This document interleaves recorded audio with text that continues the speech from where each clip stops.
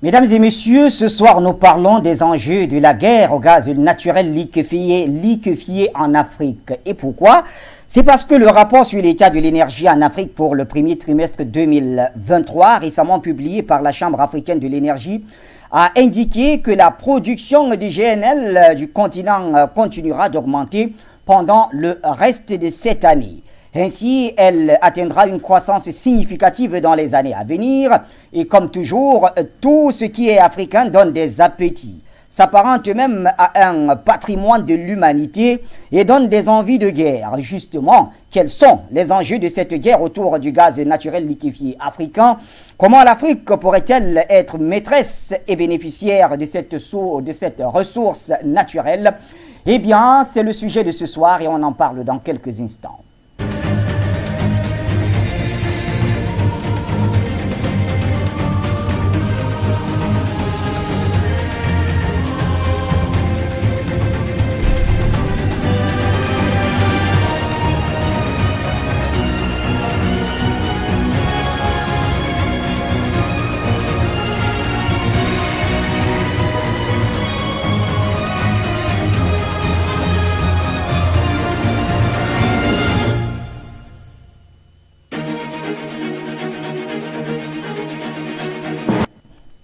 Bonsoir l'Afrique et bonsoir le monde. Bienvenue mesdames et messieurs à cette édition du Point sur l'actualité. La dernière de la semaine sur les antennes de FOYO Média Africa. Elle nous conduit à une thématique on ne peut plus intéressante puisque nous parlons de ceci. Le gaz naturel liquéfié africain et les enjeux autour de cette guerre de puissance.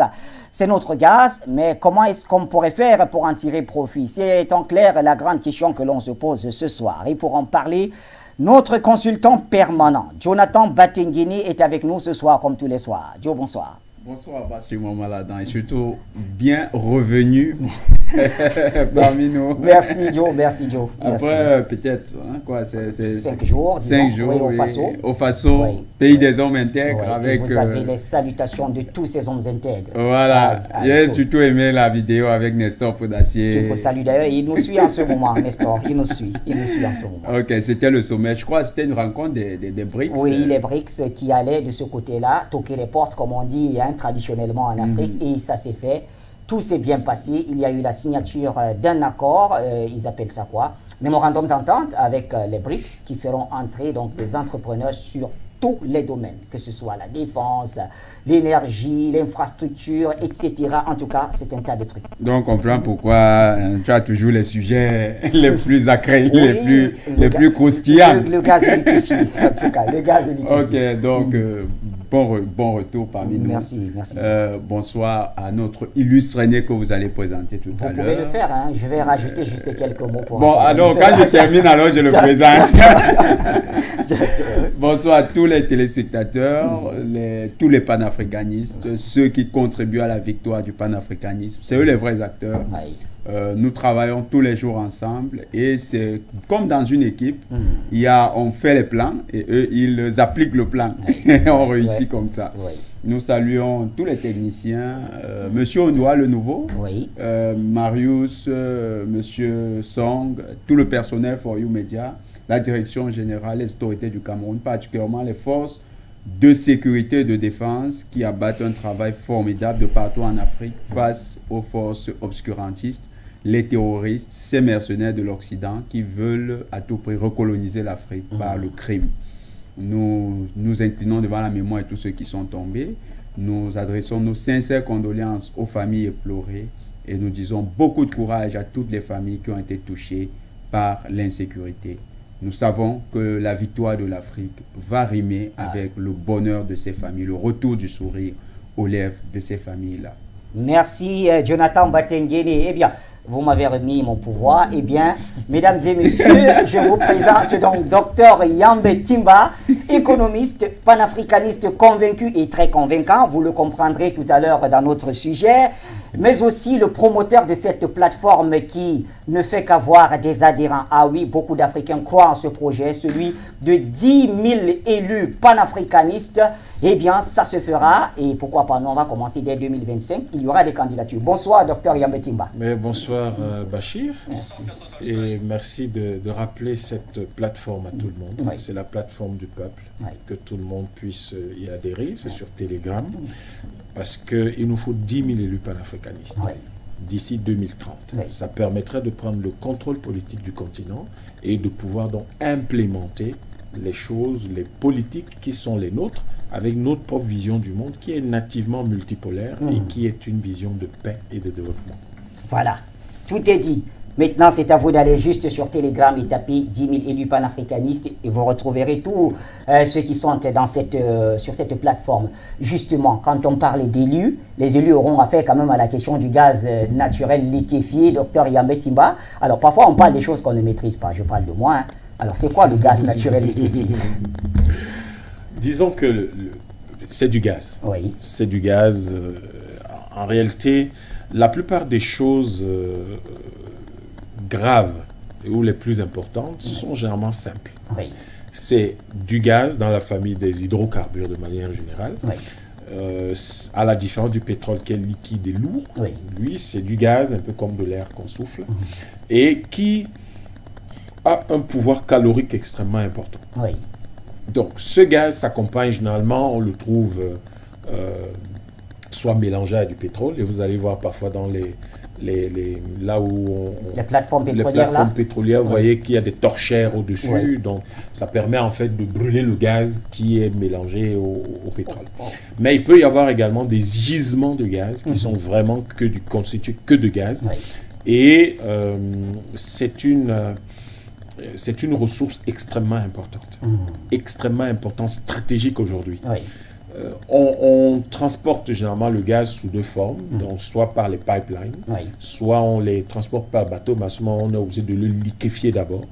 Et en le liquéfiant, ça permet en fait de le transporter. Et quand on arrive à destination, on fait une regasification qui permet de transformer le gaz liquide en gaz à nouveau.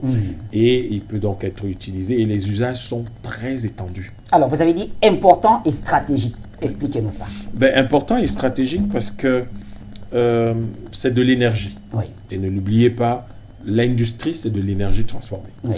Et quand vous regardez aujourd'hui les 60 000 plus gros navires dans le monde, la moitié transporte trois choses. Du charbon, du pétrole, du gaz. Oui. La moitié des 60 000 plus gros navires marchands dans le monde. Je ne compte pas tout ce qui est ferry, les ferries, oui. les yachts, des choses comme ça. Mais les plus gros navires, la moitié transportent ces trois produits qui sont essentiellement de l'énergie qu'on transporte. Oui. Du charbon, du gaz et du pétrole. Et donc, stratégique dans ce sens que le gaz naturel permet déjà de produire de l'électricité, permet de rendre dans la production des engrais. Vous voyez que seulement ces deux choses-là, sans compter les autres sous-produits qu'on peut en tirer, mais quand vous prenez seulement ces deux-là, la production d'électricité et la production des engrais, oui. Vous voyez que nous avons deux éléments de sécurité nationale les plus importants. Oui. L'énergie, parce qu'il faut industrialiser, et il a l'avantage de coûter peu cher. Parce que quand vous voyez toute la bataille qu'il y a entre l'approvisionnement qu'il y a en Europe, du fait du gaz russe, et vous avez vu toute la guerre de Syrie. Toute la guerre de Syrie était une guerre du gaz. Oui. C'était une guerre du gaz. Et vous voyez aujourd'hui la déstabilisation du Sénégal, c'est une guerre du gaz. Je rappelle qu'en Afrique, les 4 plus gros, comment on appelle ça, c'est-à-dire les 4 pays qui ont le plus de gaz en Afrique aujourd'hui, vous avez le Nigeria, vous avez l'Algérie, vous avez le Sénégal et vous avez le Mozambique. Donc, vous comprenez que il y a quelque chose de très important à observer. Tous ces pays-là sont dans des conflits. Le Nigeria, c'est Boko Haram, c'est le problème du delta du Niger. L'Algérie, pendant un bon moment, a été secouée, on le sait. Et vous voyez le Mozambique, on ne sait pas d'où sortent subitement des djihadistes qui ne construisent aucune mosquée ni ne font la prière à Allah. Mais ils combattent au nom d'Allah. Mais ils disent qu'ils combattent au nom d'Allah. Et puis vous avez naturellement le Sénégal qui connaît une poussée de violence, une fièvre de violence dont on ne comprend pas du tout l'origine.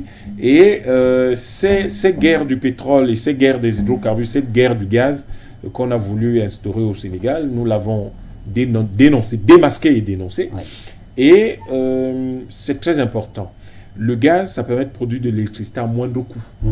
C'est beaucoup plus... D'abord, il est moins lourd que le pétrole, il est plus écologique que le pétrole. Ce n'est pas forcément ce qu'il y a de mieux, ce n'est pas une énergie renouvelable, mais c'est plus écologique que le pétrole, ça émet moins de gaz à effet de serre, mais ça a un pouvoir calorifique extrêmement important qui permet de produire de l'électricité à moindre coût. Quand vous avez une centrale à gaz, vous savez que c'est un domaine dans lequel je travaille pendant quelques années. Quand vous voulez faire par exemple une centrale à gaz, eh bien, vous pouvez le faire soit à cycle simple, c'est-à-dire qu'on brûle du gaz et ça produit de l'électricité, soit à cycle combiné, on utilise la chaleur produite pour chauffer de l'eau et on produit encore de l'électricité avec de l'eau chaude. Donc, vous avez un potentiel énorme que représente le gaz en termes de production d'électricité. Des pays comme le Sénégal envisagent à partir de 2023-2024 de connaître l'autosuffisance énergétique et de la projeter sur le très long terme, les années 2035, pour pouvoir être émergent à cet horizon-là et ne plus avoir de problème d'électricité. Donc le gas to power est quelque chose d'extrêmement important. Le Qatar, les Émirats Arabes Unis et tous ces pays-là sont devenus très riches en vendant du gaz. Parce que les autres pays européens, et particulièrement disons, occidentaux en général, et l'extrême-orient, avaient besoin du gaz pour faire fonctionner leurs usines, pour alimenter leurs villes, parce que c'est dans le mix énergétique qui prend de l'hydroélectricité et du thermique. Le thermique, c'est tout ce qui se fait à partir du fuel, à partir du gaz. Parfois aussi, certains font, par exemple, tout ce qui est lié à la transformation des déchets. Donc,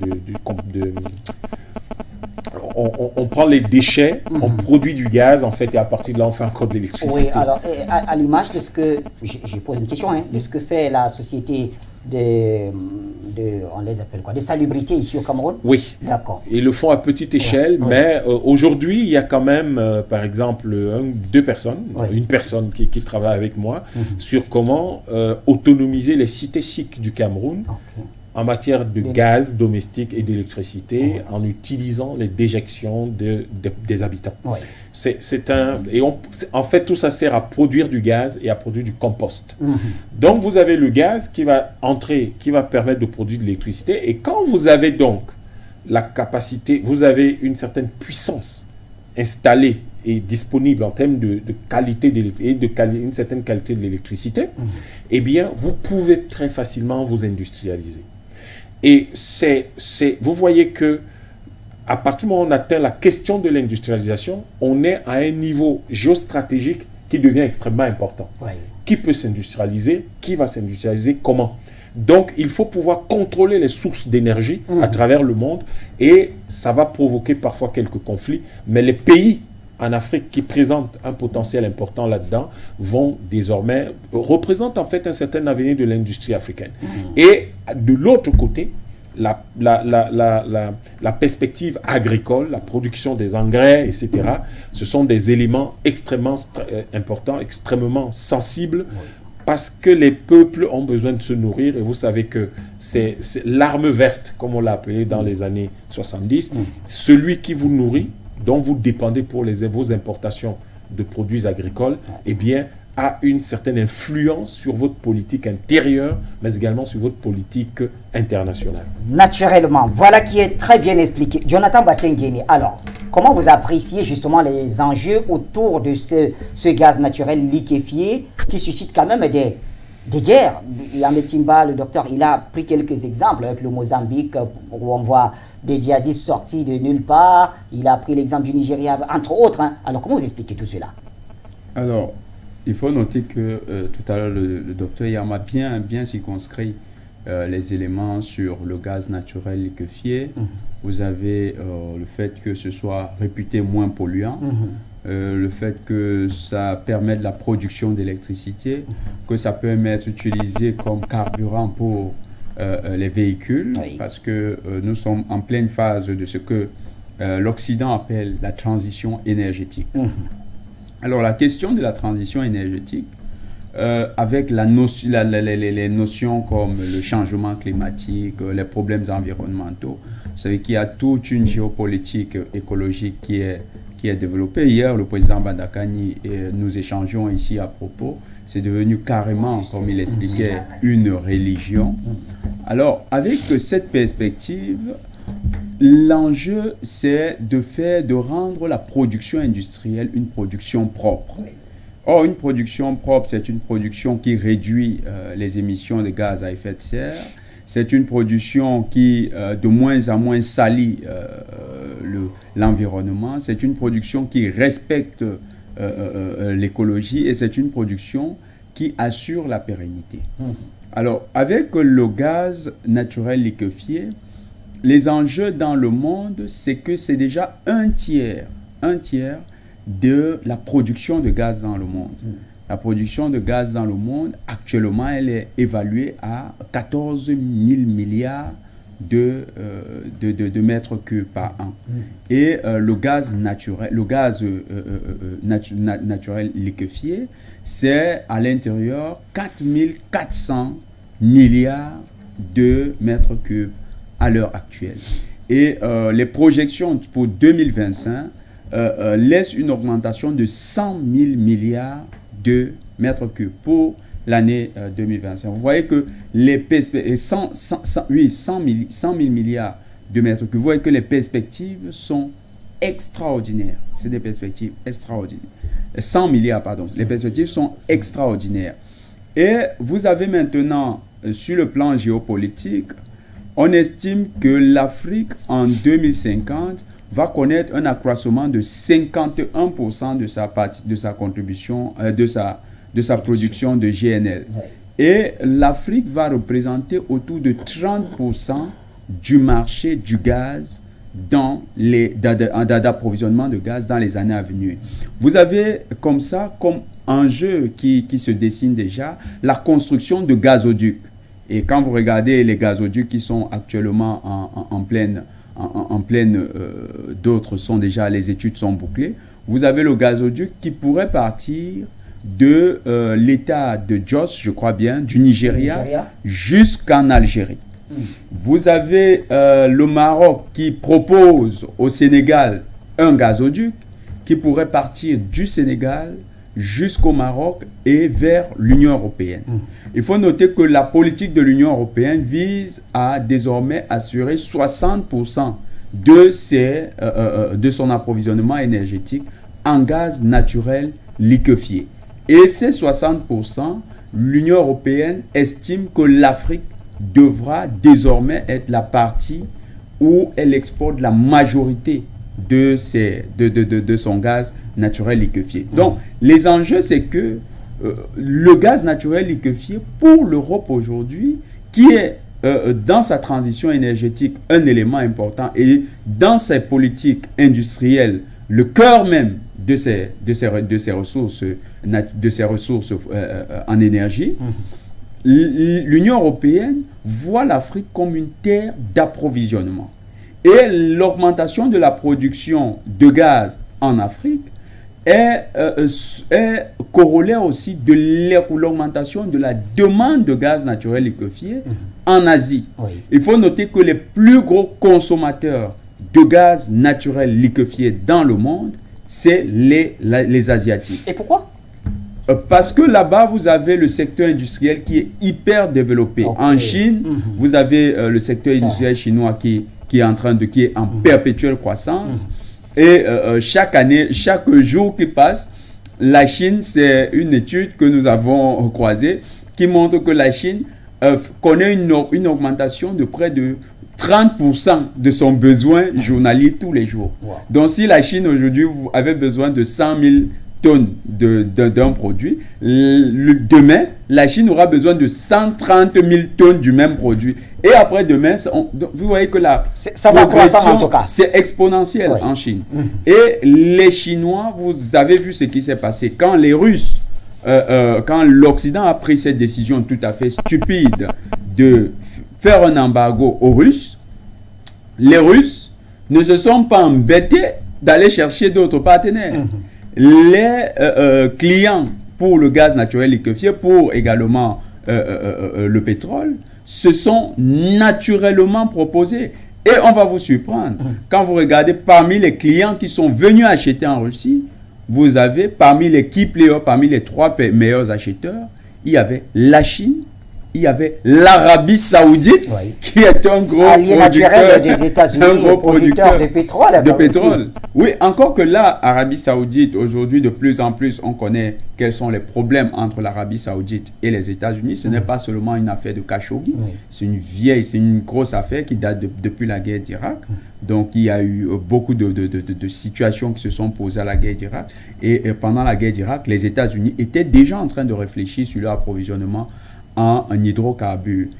Par exemple, ils avaient compris qu'en Arabie Saoudite, il y avait une demande de démocratie au sens où les gens vous contestaient la couronne saoudienne. Et il se trouve qu'à partir de l'année 2001, les services secrets états-uniens ont commis un ensemble de communications à l'endroit du chef de l'État états-unien pour lui faire comprendre qu'il ne faut plus que les États-Unis soient trop lié à l'image de la famille royale saoudienne parce qu'elle pourrait être renversée, parce que les États-Unis ont encore en tête la situation du Shah d'Iran en 1979.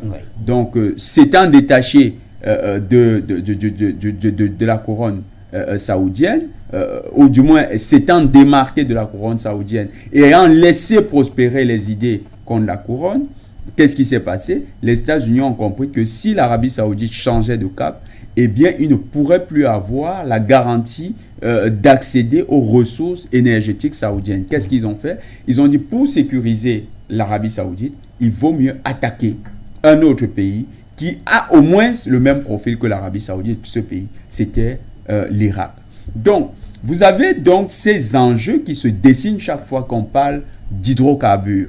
Le gaz naturel liquéfié devient également ce genre d'élément. Regardez la nomination de Jean-Yves Le Drian au niveau comme représentant spécial de la France au niveau du Liban.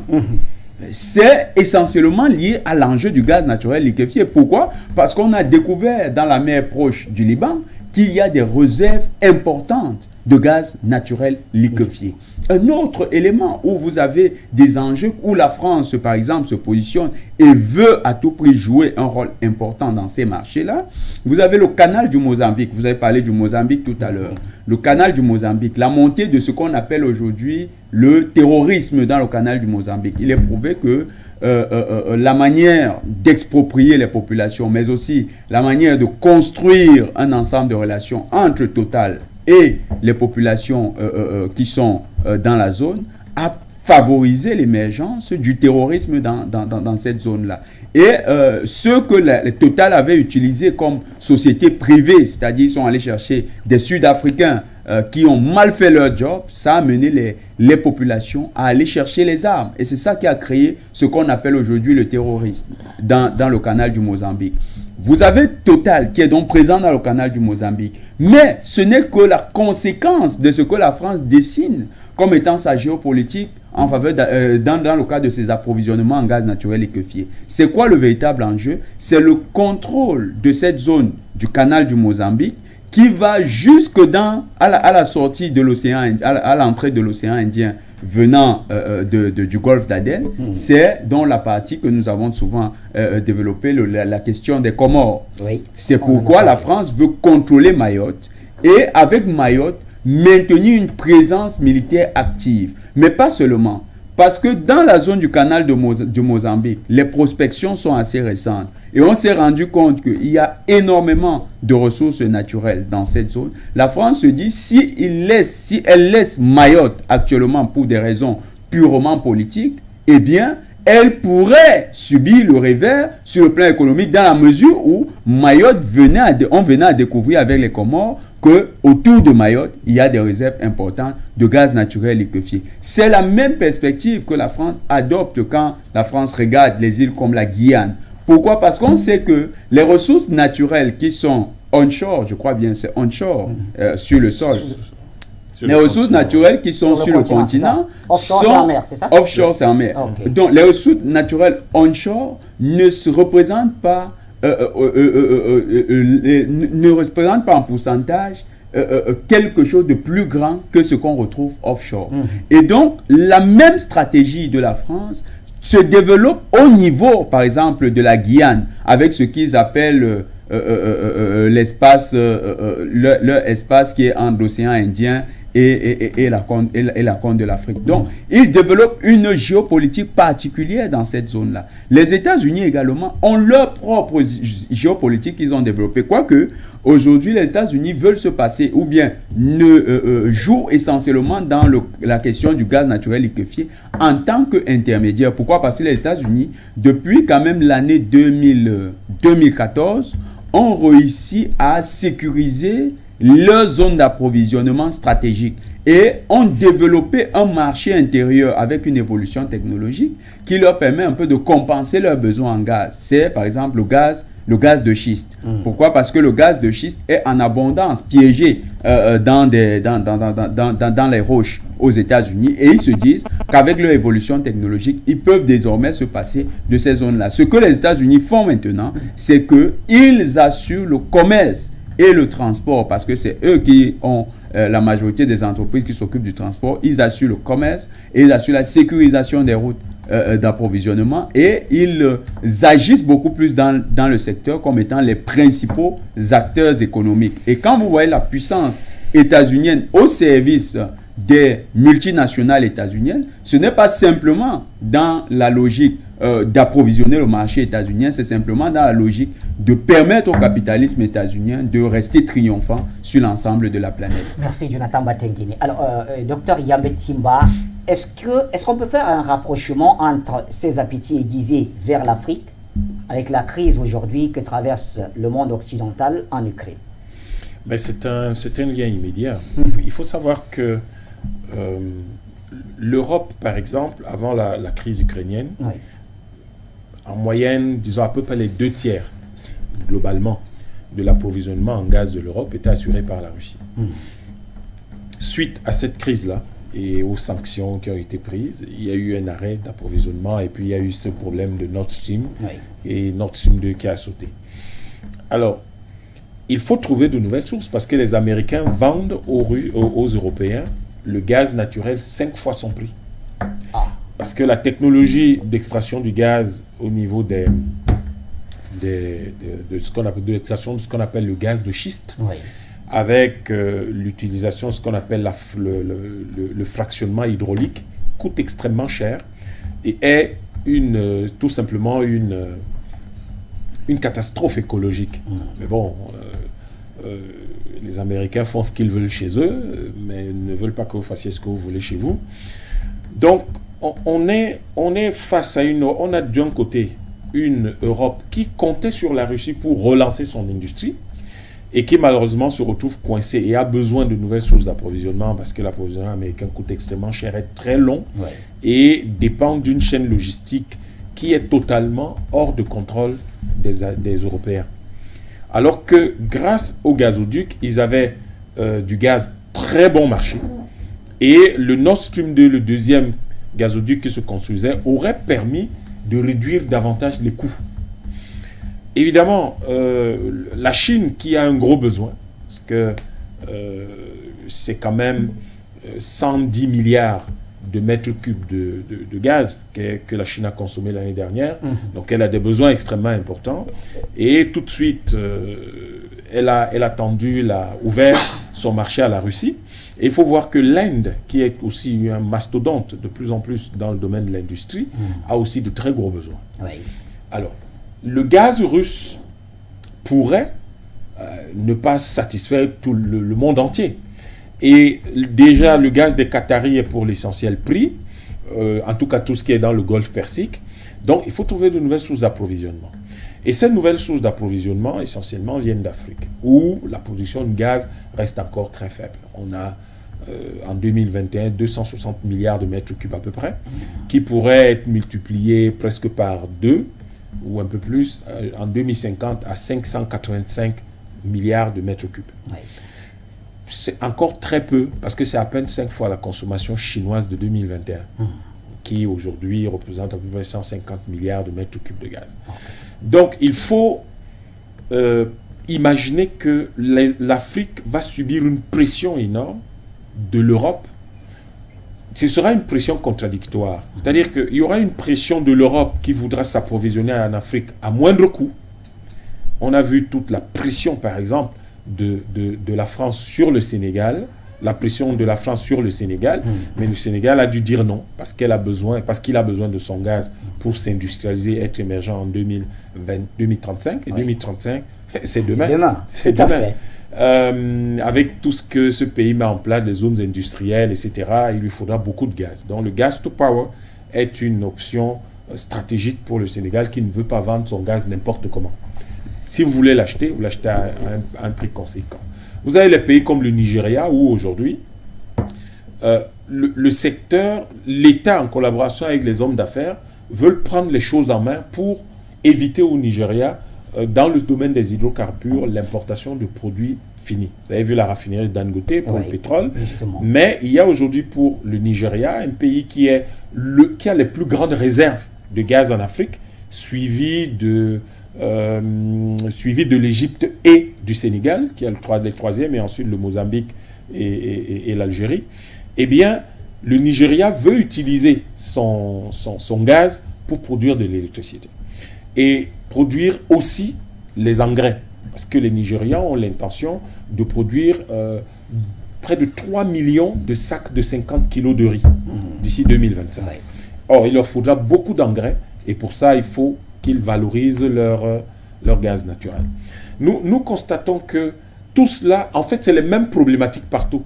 Vous avez des pays comme le Cameroun qui sont de très très petits, qui ont des réserves très petites parce que c'est pas vraiment grand-chose.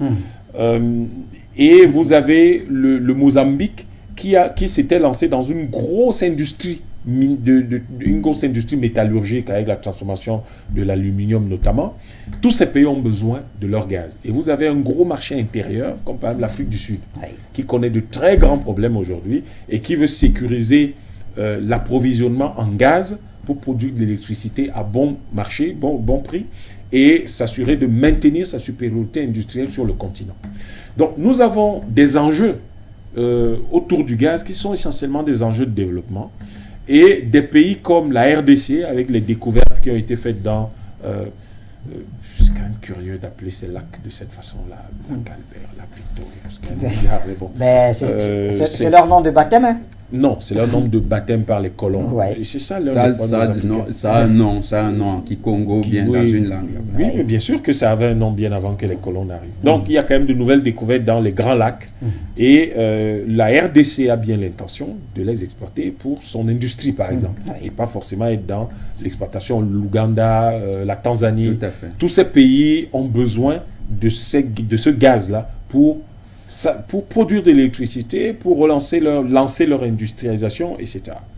Parce que tout le monde n'a pas le Nil comme l'Éthiopie pour faire le barrage de la Renaissance. Tout le monde n'a pas le Nil. Tout le monde n'a pas le Congo comme la RDC en a pour faire Inga. Aujourd'hui, il faudrait passer à Inga 2-3. Tout le monde n'a pas le potentiel hydrographique du Cameroun, par exemple. Donc, le gaz va être est déjà un enjeu stratégique pour l'Afrique. Parce qu'en plus, les 260 milliards produits en 2021, par exemple, l'essentiel est consommé localement. Localement. Donc, même si les projections que font les entreprises du secteur disent que ça va être multiplié par 2 d'ici 2050, mais quand vous revoyez aujourd'hui, ça c'était les projections de 2021-2023, il apparaît que compte tenu de tous les projets industriels qu'il y a sur le continent et compte tenu de la reconfiguration liée à l'opération militaire spéciale en Ukraine, l'Afrique a besoin aujourd'hui non pas de 585 milliards de mètres cubes de gaz, mais probablement de 2000 à 3000. d'ici 2050, on sera certainement autour de 3000 milliards de mètres cubes de gaz dont on a besoin. Pourquoi? Beaucoup de pays africains sont réticents, par exemple, à construire de grands barrages parce qu'ils estiment que d'abord ça coûte trop cher, ensuite le temps de développement est trop long, entre 7 et 15 ans, et qu'il vaut mieux investir dans du gaz qui est immédiat, 18 à 24 mois pour construire une usine de 500 000 MW et pouvoir donc avancer. Et en même temps, les usines de gaz, c'est de l'industrie pure. Oui. Et cette industrie pure permet de maîtriser la construction de tout ce qui est, de maîtriser des secteurs de pointe comme l'électronique, comme tout ce qui est mécanique des fluides, etc. Et c'est des secteurs très, très importants qui sont au cœur de l'industrialisation de tous les pays. Donc, quand on regarde tous ces enjeux-là, on comprend qu'en réalité, des pays comme le Mozambique risquent d'être déstabilisés parce que, contrairement à ce que disait Jonathan Batengene, ça c'est l'explication qu'ils avaient donnée, qui était officielle, mais ce n'est pas la bonne explication. La bonne explication, c'est que chaque fois qu'il y a du chaos, ça leur permet d'avoir les minéraux à moindre coût. Parce qu'ils arguent du fait qu'ils assurent la sécurité et que c'est le pays qui doit assurer la sécurité de leur sécurité et la sécurité de leurs installations. Ça leur permet de payer beaucoup moins cher. Parce que il n'y a rien qui explique le fait que, évidemment, parce que Total s'est installé ou parce qu'une firme s'installe quelque part, que le désordre apparaît. Bien au contraire. Il ne devrait pas y avoir de désordre parce qu'on devrait donner des emplois aux gens, mais il s'est trouvé malheureusement qu'il n'y avait pas ces emplois et que, en réalité, les erreurs de management qui étaient moins des erreurs que des fautes, puisque Total a quand même une expérience. Les grandes compagnies dans le secteur des hydrocarbures ont quand même une longue expérience de la gestion de la sécurité dans les pays africains et dans le monde. Ils auraient dû anticiper tous ces mouvements, mais au fond, ça satisfait généralement, on ne dit pas forcément, mais ça satisfait généralement ces entreprises de travailler dans des conditions de chaos. Regardez ce qu'ils gagnent en Libye, regardez tout le pétrole qui était pompé en Irak, etc. Vous comprendrez que c'est toujours mieux pour eux d'être dans cette situation-là. Donc, au fond, les enjeux du gaz naturel pour nous en Afrique aujourd'hui, c'est les enjeux de notre industrialisation. Mais l'autre élément que cela appelle, nous avons du gaz, il est éparpillé en Afrique, tous les pays n'en ont pas forcément. Oui.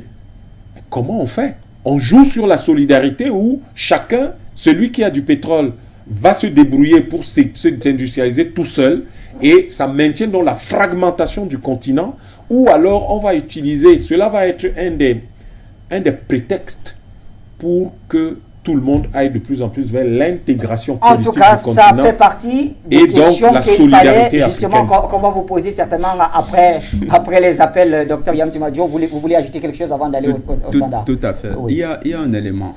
Nous avons montré un peu les enjeux au niveau international. C'est-à-dire que, par exemple, pour la Chine, il faut qu'elle s'approvisionne. Pour la France, il faut s'approvisionner. Pour les États-Unis, il faut sécuriser. Par les États-Unis, c'est plus ces entreprises. Hein, c'est pas quand on a cité les trois qui achètent les key players sur le marché russe, il y a les Chinois, les Saoudiens et les États-Unis. C'est les plus gros acheteurs de gaz naturel liquéfié en Russie. Ouais. Donc, quand vous prenez ces éléments et que vous passez là-dessus, qu'est-ce qui vous reste? Vous revenez sur un élément qui est important en matière de gaz naturel liquéfié. Est-ce que les pays africains utilisent le gaz naturel liquéfié qui est une source d'énergie? Comment vous répondez à cette question? Non. Par exemple, un pays comme le Cameroun, si le Cameroun utilisait ne serait-ce qu'on parle de 10%, le besoin naturel, le besoin national de couverture de la demande en gaz, 10% de la production naturelle. Si le Cameroun réussissait à poser 10%, à réserver 10% seulement pour son marché, que ce soit le marché du butane ou les questions des centrales électriques, on pourrait résoudre un grand nombre de problèmes. Et quand même, Cameroun ne réussit à retenir que 2%. Pourquoi on n'utilise pas assez? Alors c'est ça, c'est que le business model du gaz reste le même que dans les autres matières premières. C'est-à-dire que l'Afrique, dans la division internationale du travail, l'Afrique, c'est une zone d'approvisionnement. C'est une zone d'extraction. Donc nos économies ne dépassent pas le stade de l'extraction. Quand vous regardez le Sénégal, 80% de gaz qui est utilisé au Sénégal est importé. Pour le moment. on reste dans les modèles qui sont extravertis, qui rendent vulnérables au marché international. Quand vous allez par exemple au Nigeria c'est un peu particulier. C'est vrai que là-bas ils utilisent, mais le Nigeria c'est un paradoxe. On parle première puissance économique africaine. Oui, c'est vrai. Mais allez voir les besoins en énergie du Nigeria, c'est énorme. Vous arrivez au Nigeria, vous n'avez pas une compagnie d'électricité performante. Les groupes électrogènes, c'est au mètre carré au Nigeria. Quand vous entrez à Lagos, vous avez l'impression que c'est un moteur ambiant, la ville de Lagos. C'est-à-dire que la première remarque que vous faites quand vous sortez de l'aéroport, c'est le bruit assourdissant des groupes électrogènes qui sont détenus par les particuliers. Pourtant, le Nigeria, on parlait actuellement du puissant gazoduc qu'ils sont en train de construire avec l'Algérie et qui compte alimenter l'Union européenne. Là-bas, on parle de 400 000, c'est 4 millions de mètres cubes qui pourraient être exportés tous les jours. 4 millions de mètres cubes. Ça veut dire que si le Nigeria avait seulement disposé, disons, 10 à 20%, disons même 40% de ses réserves, de sa production consacrée à ce projet-là pour améliorer son parc national, ou pour améliorer ses besoins nationaux en électricité, le Nigeria aurait fait un pas de géant dans la couverture en besoin d'électricité.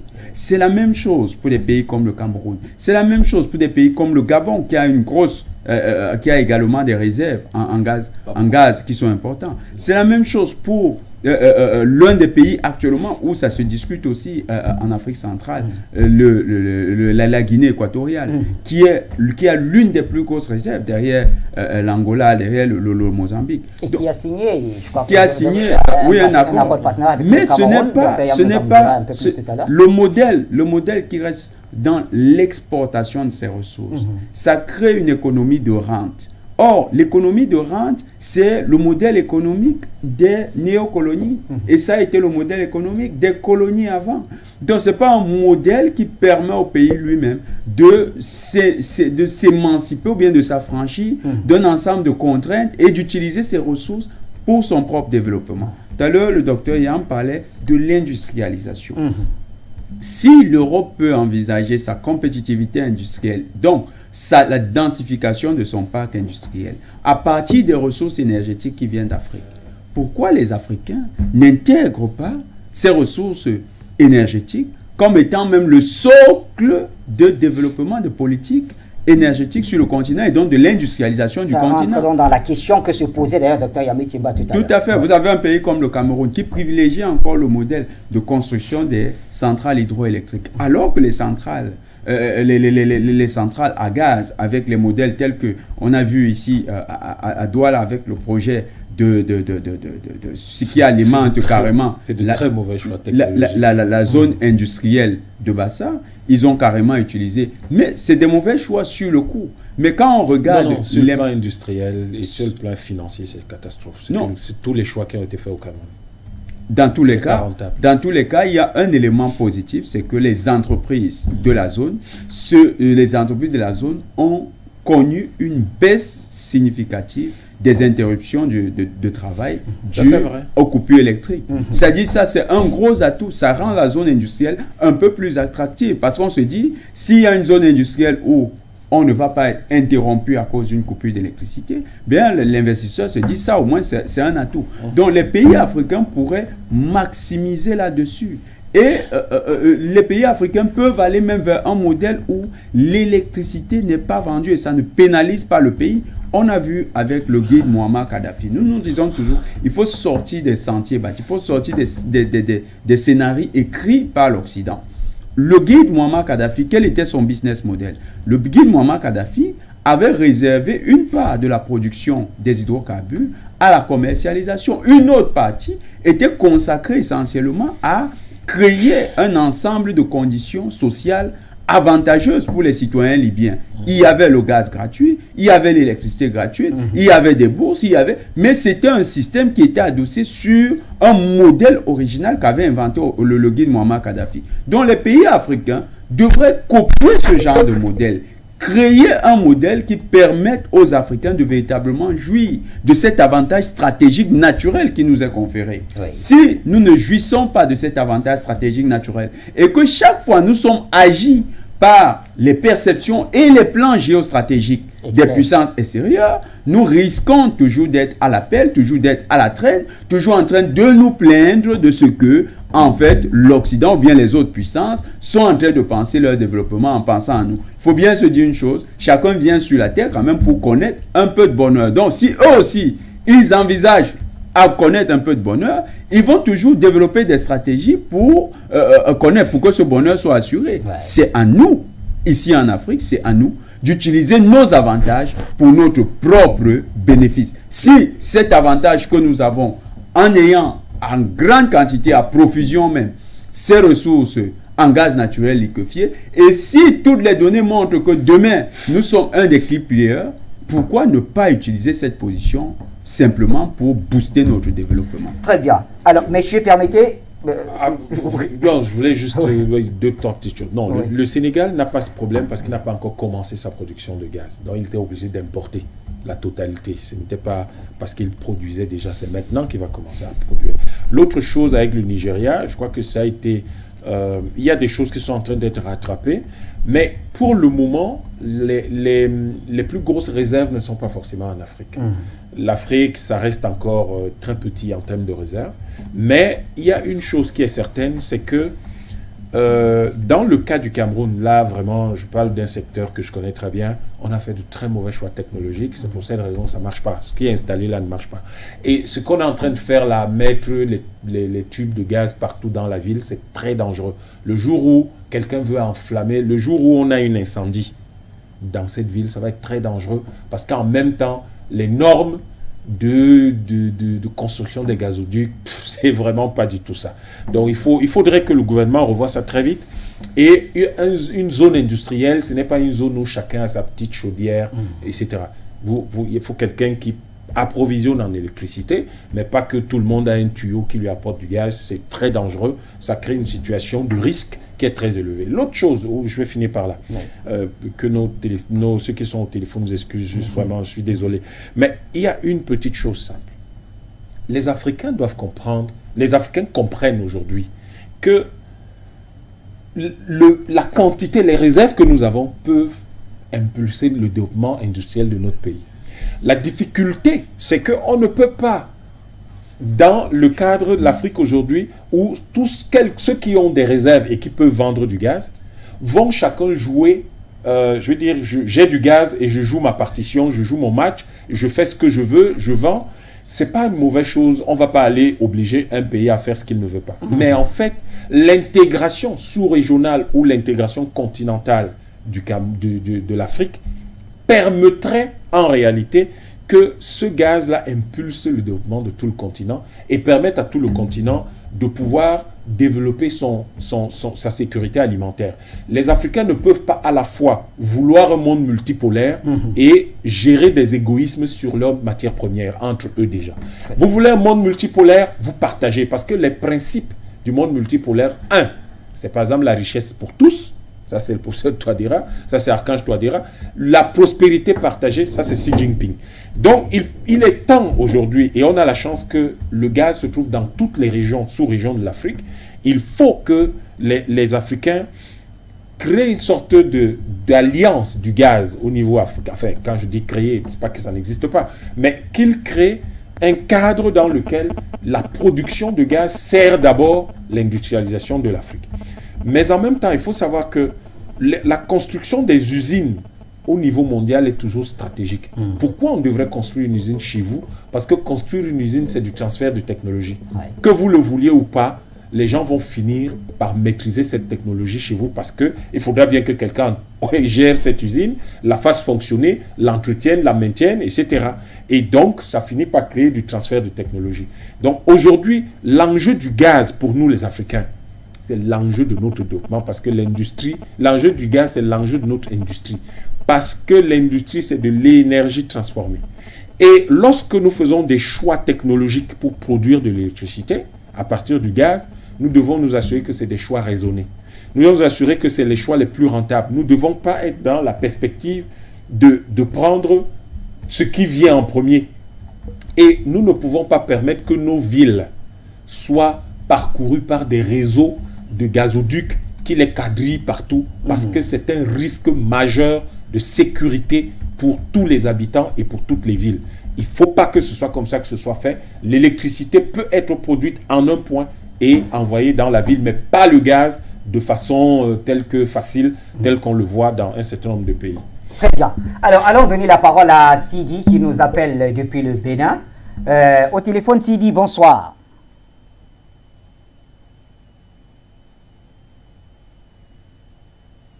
Bonsoir For You Télévision. Bonsoir à tous les milliards de téléspectateurs de For You. Bonsoir.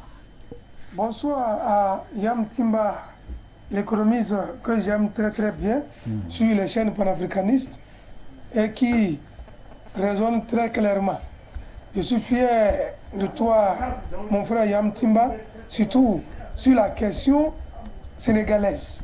Parce que c'est osé et c'est courageux de prendre position au moment où les brebis galeuses s'agitent.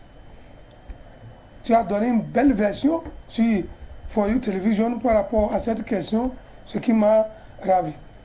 Merci beaucoup pour tout.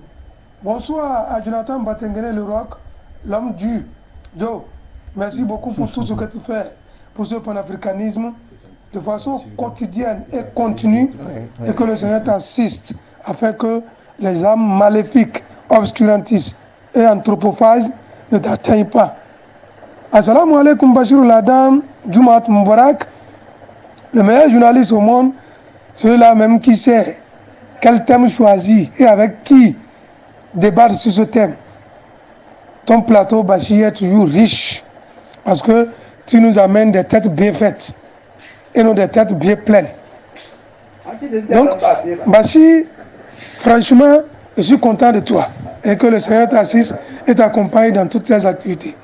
Ceci dit, Bachir Ladam, mon frère, permettez-moi avant tout propos de rendre hommage à Assimi Goïta, le président de la transition malienne, et lui souhaiter bon courage et surtout beaucoup de chance pour le référendum du 18 afin que l'Afrique rayonne sur le toit du monde et que je lui dis d'avoir de l'œil sur ces endocolons qui sont prêts à mettre en mal le référendum. Bonsoir à mon très cher professeur Faustin Akanto Adera, à qui je souhaite aussi bonne chance pour le 30 juillet et que le Seigneur les accompagne. Ceci dit, Bachir Ladam, les enjeux de la guerre au gaz naturel liquéfié en Afrique n'est plus à démontrer. Le printemps, ou bien la révolution de couleur ratée au Sénégal, à travers le State Department et Ousmane Sonko, le démontre très clairement. Aujourd'hui, les Occidentaux sont en panne et ils ont un problème de gaz. Comme la Russie a coupé son approvisionnement en gaz, ils ne savent plus où s'en servir. Or, le gaz liquéfié, qu'on appelle États-Unis, est 8 fois plus cher que le gaz russe. Et ils sont obligés d'aller s'en approvisionner. Donc, la seule voie de recours, comme c'est de leur habitude, comme De Gaulle cherchait ou trouver de la main d'œuvre, en 1945, il était revenu au Cameroun, afin que les Sénégalais, les tirailleurs sénégalais qu'il a lâchement tués, l'aident. C'est de ça qu'il est question aujourd'hui, à travers les ressources naturelles et minières de l'Afrique. Aujourd'hui, la question n'est plus à être posée. Il faut que nos chefs d'État se prennent au sérieux et aient le courage comme Macky Sall aujourd'hui. Parce que Macky Sall a besoin de notre soutien pour que la France ne lui fasse pas la peau et les Américains. Parce que le gaz là a été donné aux Turcs et aux Iraniens, comme vous le savez. Par conséquent, il faut amener un autre endocolon pour qu'il les remplace. Voilà comment ils veulent fonctionner aujourd'hui sur nos terres et sur qu'on appelle l'Afrique. Ils veulent régner en maître sans rien avoir. Il va falloir agir très tôt pour que l'Afrique se prépare. Parce que le panafricanisme, c'est de l'humanisme. Et notre objectif, c'est la libération complète et définitive de notre continent, afin que nous puissions jouir des ressources naturelles de notre continent, afin que nous puissions profiter et aussi avoir des assurances chômage, des assurances de vie pour nos ressources. Et tenez-vous tranquille, si on, avec les Occidentaux et Américains obscurantistes et anthropophages, ils ne comprennent qu'un seul langage, le langage de la réciprocité, comme le Mali et la RSI à la République centrafricaine le laissaient froidement, surtout le Mali. C'est de ça qu'ils ont besoin. Il faut tenir dur et savoir avec qui collaborer pour que notre souveraineté soit retrouvée de l'autre côté. Merci beaucoup Bachir pour tout et que le Seigneur nous assiste. Yam Timba, que Dieu t'accompagne et Joe, bonne chance à toi. For You Television, an overview of the world. C'est Dieu qui est fort. Assalamu alaikum Bachir Ladam. Salam, another view of the world, vous l'avez dit très cher Sidi, depuis le Bénin. Alors, Marius, qu'est-ce qu'on fait? On reste au standard? D'accord. Ne prenez que les appels qui sont fluides, un peu comme ceux de notre ami Sidi du Bénin. Sinon, oui, docteur Yam, je vous ai vu lever le doigt pendant que je parlais. D'accord. Alors, venons-en à la dernière phase, au dernier axe de notre émission. Comment l'Afrique pourrait-elle tirer profit de ce qu'elle a comme richesse en gaz naturel liquéfié, puisqu'il faut bien rappeler que tout ce qui est généralement ressources sur le continent africain est très souvent considéré comme un patrimoine de l'humanité. De l'humanité sans l'Afrique. Voilà. C'est le patrimoine de l'humanité, mais sans l'Afrique. Oui. Nous devons... Il y a quelque chose que Batengene a dit tout à l'heure. Peut-être que je retiens l'idée. Oui. Parce que le modèle de Kadhafi, après, c'est autre chose. On peut, compte tenu du temps qui est passé, on peut peut-être se dire que... Il y avait des choses à revoir, peut-être. Oui, oui, il y avait des choses. Mais l'idée qu'il évoquait, c'est ça qui est le plus intéressant. C'est-à-dire un nouveau business model. Nous avons du gaz. Comment on en fait une ressource qui transforme notre environnement ou qui contribue à transformer notre environnement? Les Africains doivent être absolument conscients de l'enjeu géostratégique et géopolitique du gaz aujourd'hui. C'est l'enjeu de l'industrialisation pour les Africains et de l'industrie en général pour le monde. C'est l'une des sources d'énergie les plus importantes et les moins polluantes, mais surtout les plus simples à utiliser. Et il est très abondant, le gaz naturel. Donc, ce qu'il y a lieu de faire, c'est soit les Africains vont vouloir jouer les nouveaux riches, chacun en ce qui le concerne, parce qu'il a déjà un peu de gaz chez lui. Oui, c'est très souvent ça le cas. Et en voulant jouer les nouveaux riches, il risque d'avoir de nouvelles amitiés qui vont lui dire, nous, on veut acheter du gaz, et on va rester sur l'ancien modèle, soit le modèle du partage de production, soit un modèle qui va être celui de l'exportation, pure et simple. C'est quelque chose que vous pouvez faire. Mais il faut que nous soyons rigoureux. Les Africains sont manifestement tous, même les chefs d'État qui semblent pro-occidentaux, ils sont tous d'accord sur un principe, celui de passer d'un monde unipolaire à un monde multipolaire. Oui. Mais le monde multipolaire veut dire repenser, c'est-à-dire que totalement changer notre propre logiciel, notre propre mindset, notre vision du monde. Qui devient donc un monde, c'est le président Isaias Afewerki qui en parlait l'autre jour après sa visite en Russie. Oui. C'est un monde de solidarité. Les Africains sont-ils prêts à être solidaires? Et cette solidarité, dans le cadre de la géopolitique et de la géostratégie du gaz, ce sera de dire, nous ne pouvons pas nous mettre à exporter l'essentiel de la production de gaz que nous avons. Nous devons nous assurer qu'il serve au continent. Dans tous les cas, les pays qui n'ont pas le gaz sur le continent sont prêts à l'acheter au cours mondial. Oui. Donc, nous allons privilégier les acheteurs continentaux. Et ces acheteurs continentaux, puisque cela va impulser leur développement industriel, cela va avoir un impact direct sur tous les pays, sur le reste de l'Afrique. Oui. Et ils peuvent donc s'entendre, connaissant la demande sur le continent, on peut s'entendre et tout ce qui est excédentaire, tout ce que nous pouvons avoir comme excédent, eh bien à ce moment-là, on l'exporte. Nous devons aujourd'hui, nous les Africains, nous serrer la main. Nous devons faire preuve de solidarité et d'une solidarité agissante, pas une solidarité qu'on déclare simplement. Et les hydrocarbures en général doivent être des éléments de cette solidarité. Lorsque les gens voient l'Afrique du Sud plonger dans l'obscurité, il faudrait que les gens volent au secours de l'Afrique du Sud, qu'ils courent à son secours. Parce que si les gens peuvent mettre du gaz à la disposition de l'Afrique du Sud, ça crée des affinités et ça crée des relations géopolitiques, des relations, des partenaires stratégiques de premier plan. À votre avis, pourquoi est-ce que la Chine, tout le monde a dit oui, c'est par opportunisme que la Chine a décidé de racheter l'essentiel de la production russe de gaz. Oui. Certes, mais cela a permis à ces deux pays de sceller un premier contrat de 50 milliards de dollars et de pouvoir signer un partenariat stratégique qui va propulser les BRICS, qui propulse les BRICS aujourd'hui au sommet du monde. Donc l'Afrique qui est là, en train au milieu, intéressée par les BRICS, il y aura le sommet Russie-Afrique bientôt, il y aura le sommet des BRICS bientôt également sur le continent. Je crois que Russie-Afrique c'est le mois prochain, oui. C'est ça? Le mois prochain, au mois de juillet. Et le sommet des BRICS aura lieu en août, je crois, en Afrique du Sud. Alors, tout cela, il faudrait qu'on sache comment l'Afrique se présente à ces rencontres internationales. Est-ce que les pays africains vont arriver en disant, moi, je vais aller voir, je vais rencontrer la Chine, je vais lui vendre du gaz?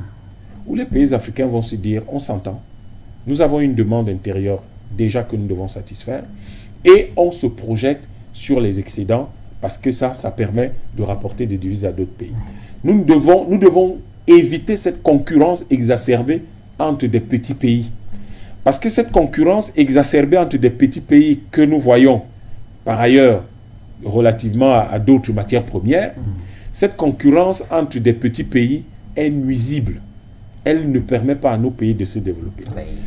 Le Cameroun et la Guinée équatoriale ont bien compris que le marché du gaz de l'Afrique centrale serait beaucoup plus rentable pour les deux, pour tous nos pays, s'ils commençaient à travailler la main dans la main et ont signé un accord qui permet de transformer du gaz camerounais en Guinée équatoriale et d'avoir des relations d'affaires dans ce domaine.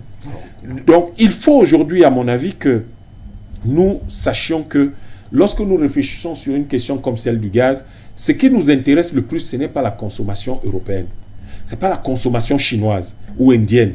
Ce qui doit nous intéresser en priorité, c'est à quoi peut servir le gaz en Afrique.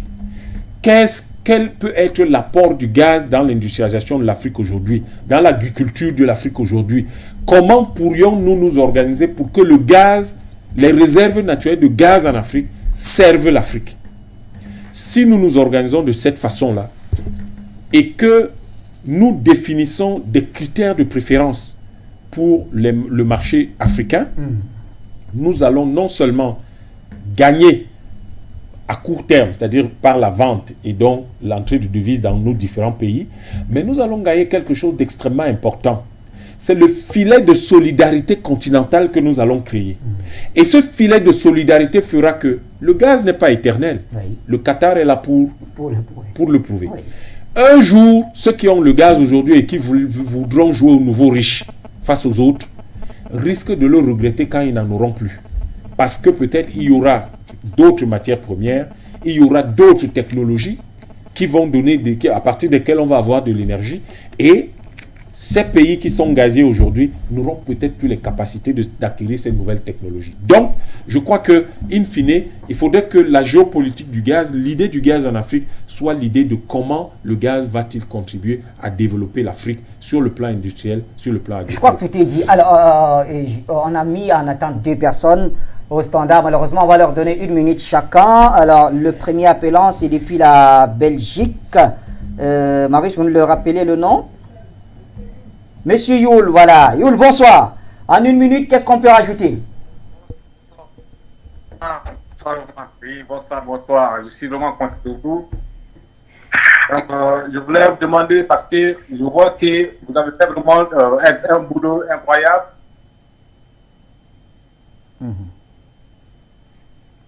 Et maintenant, les gens apprennent le pouvoir partout en Afrique. Parce que les dirigeants actuels parce que l'Afrique est vraiment en danger et le survie de l'Occident n'est pas de l'Afrique. Ouais. Et ils sont vraiment prêts à nous déterminer. Donc, il faut vraiment les panafricains et les patriotes qui montent au pouvoir et sauver l'Afrique et protéger la population africaine et stopper le plan d'extermination qui sont mis en place. C'est vraiment sérieux. Les gens là, ils sont vraiment prêts à couper l'air sous vide départ de l'Afrique. Très bien. Merci en tout cas. Il faut prendre le pouvoir. C'est ce que j'avais à vous dire ce soir. Merci Youl. En tout cas, allez-y sur Insta et sur Telegram. Voilà, vous retrouverez tous ces moments la plateforme 10 000 élus panafricanistes. Je crois que Marius a le lien. Il vous le partagera. Dernier appel, c'est Dédé Ndjorot qui nous appelle. Dédé, bonsoir. Oui, bonsoir Monsieur Ladan. Bonsoir vos invités. Bonsoir tous les téléspectateurs de For You. Oui. Monsieur Ladan. Oui. Comme je n'ai pas assez de temps, je vais tout simplement formuler une note d'espoir dans le sens de ce que a dit M. Yamtimba, à savoir qu'est-ce que nous pouvons faire avec ce pétrole ou ce gaz. Parce que la technologie avance extrêmement rapidement. Peut-être que ceux qui sont plus développés que nous vont trouver d'autres sources d'énergie et n'auront plus besoin du pétrole. Au résultat, que pouvons-nous faire de ce pétrole? Je dis c'est une note d'espoir parce que les pays du Golfe ont produit le pétrole, ont commencé à produire le même pétrole que le pays du Golfe de Guinée. Nous produisons le pétrole comme les gens du Qatar. Pourquoi eux, ils ont pu tirer bénéfice et nous n'en avons pas tiré bénéfice? Pourquoi croire que ce qui s'est passé avec le pétrole ne va pas se passer avec le gaz? Ça ne se fera pas si simplement on applique le principe que M. Yamtimba vient d'évoquer. Que faisons-nous avec ce gaz pour nous-mêmes? Merci de m'avoir écouté. Merci à vous également, très cher Didier. En tout cas, vous avez beaucoup de noms et ça nous plaît. Merci en tout cas. Dio, alors, 30 secondes. Oui, actuellement, nous sommes en train d'entrer dans une nouvelle phase. La révolution, la nouvelle révolution écologique, la révolution écologique est en train de nous imposer une nouvelle manière de voir la planète. Oui. Et l'Afrique ne peut pas seulement subir cette révolution. Il faut que l'Afrique trouve son propre modèle économique. C'est un appel à l'endroit de tous les dirigeants africains. Il faut trouver le modèle économique africain. Et ce modèle économique doit tirer avantage de nos ressources naturelles. C'est vrai, quand le docteur Yam parle peut-être de l'Afrique n'a pas beaucoup de réserves de gaz, peut-être comparativement à certaines zones. Mais comparativement aussi à beaucoup de zones, l'Afrique en a assez, suffisamment pour penser son développement dans une perspective purement africaine. Et l'industrie africaine, l'industrie que nous appelons, a besoin elle-même que l'Afrique ait son autonomie énergétique. Parce que si nous continuons d'avoir des modèles où nous importons le pétrole qui est mis dans les voitures, le gaz qui est utilisé dans les cuisines, le gaz qui est utilisé pour transformer en électricité, eh bien avec ces modèles, on reste dans les économies de dépendance. Il faut sortir de ce modèle. Il faut réinventer nos propres modèles économiques où nous valorisons nos ressources naturelles. Merci à Jonathan Batengini. Un grand merci à vous, docteur Yamtimba. C'était la dernière de la semaine. Le rendez-vous est pris avec les téléspectateurs dans les prochaines éditions. Messieurs, c'était un plaisir de conduire cette émission à vos côtés. Bonne suite des programmes sur les antennes de For You Media Africa.